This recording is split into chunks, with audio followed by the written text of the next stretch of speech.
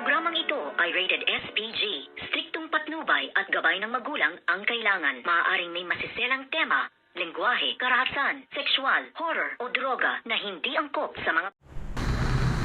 Good morning and welcome sa aking munting channel. Nakaisip na naman ng isang paraan dito ang bruhang si Joanna para nga sabutahin ang Shining casserole, at dito nga ay inutusan niya ang isa sa kanyang mga waitress or tauhan na pumunta nga kunwari na magpapanggap na isang customer dito nga sa restaurant nila Ina, at dito nga ay nagpakawala ito ng mga daga, at siya nga ikinagulat nga ng mga customer nang may nakita kang daga ay nagkagulo sa loob nga ng restaurant.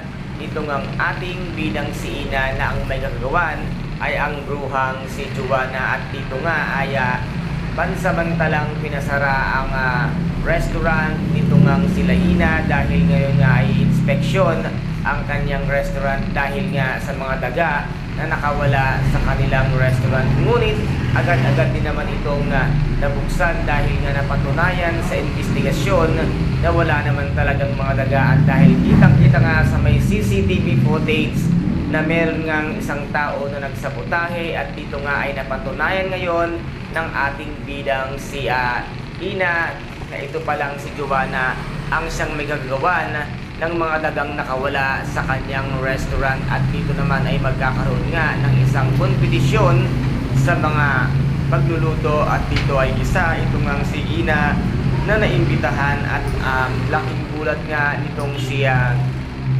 Joanna nang makita at malaman niya kung sino ang kanyang makakalaban ay walang iba kung hindi ang ating bidang si Ina, na laking gulat niya at kung ano nga daw ang ginagawa niya doon.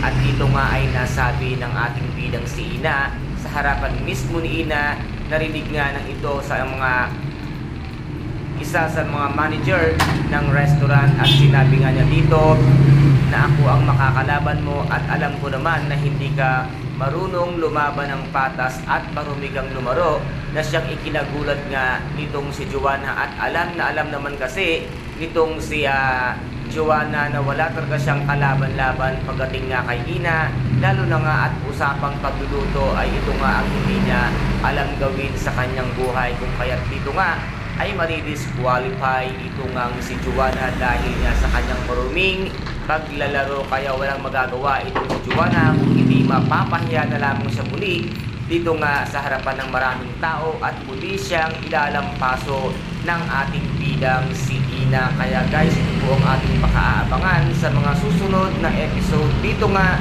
sa Shining Inheritance. Kung nagustuhan po ninyo ang aking videos for today, paki-subscribe na lamang po ng aking channel, paki-like and share para mag-update kayo sa lahat ng gagawin kong videos. Maraming salamat po. Ingat, God bless, and bye-bye!